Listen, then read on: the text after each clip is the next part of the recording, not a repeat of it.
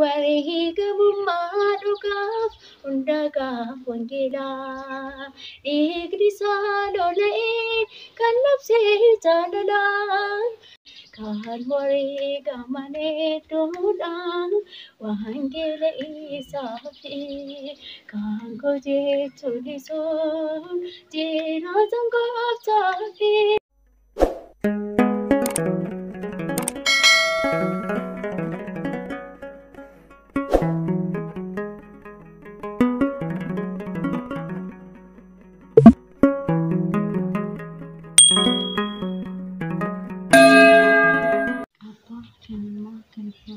Salawat kotinya menani kan wareegamanii duudhaan wangeela isaaf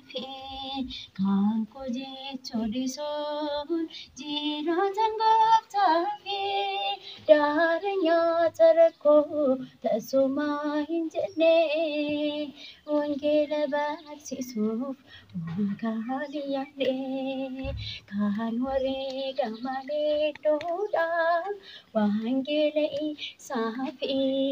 kan jechuun isuun jiraatan gooftaa fi daara nyaata rakkoo tasumaa hin jenne wangeela barsiisuuf waan yaadne wareegamummaa dhugaaf hundagaaf wangeelaa dhiigni isaa lola'ee kan labsee jaalalaan onni guutuudhaan karaa isaa maluun Yohannis barsiisaan saba isaa xumuuree kan wareegamanii duudhaan wangeela isaaf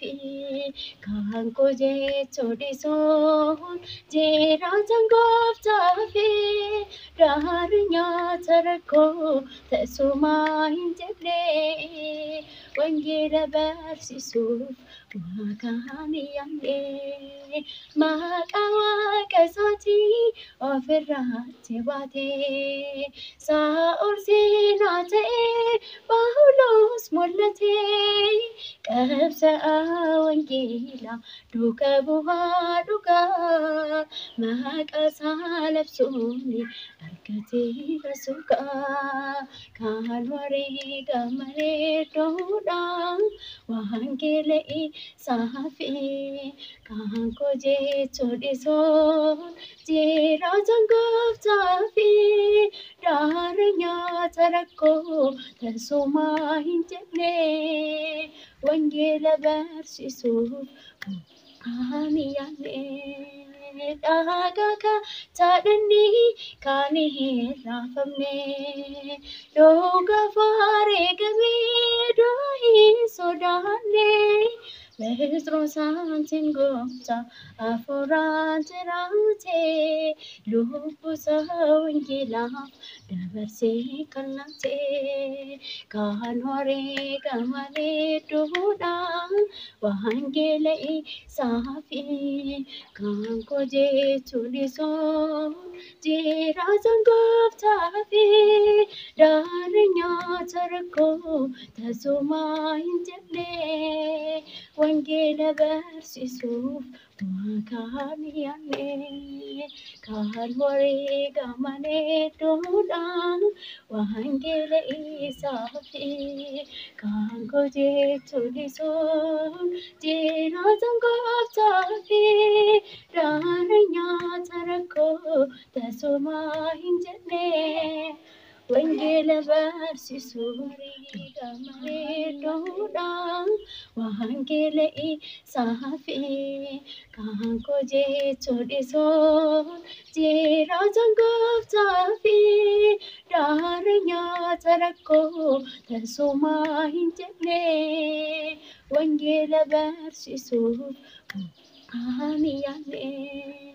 dhagaa taadhanii kan hin raafamne dhugaaf wareegamee du'a hin sodaanne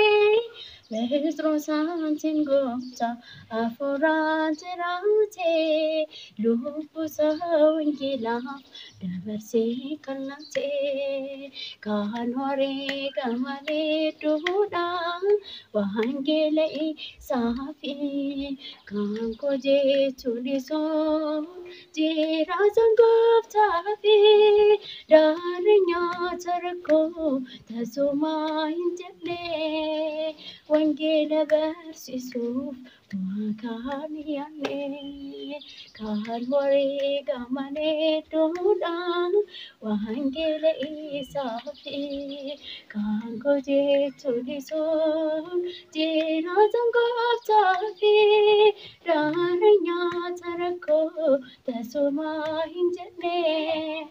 wangela versisuuf waakaan yaane.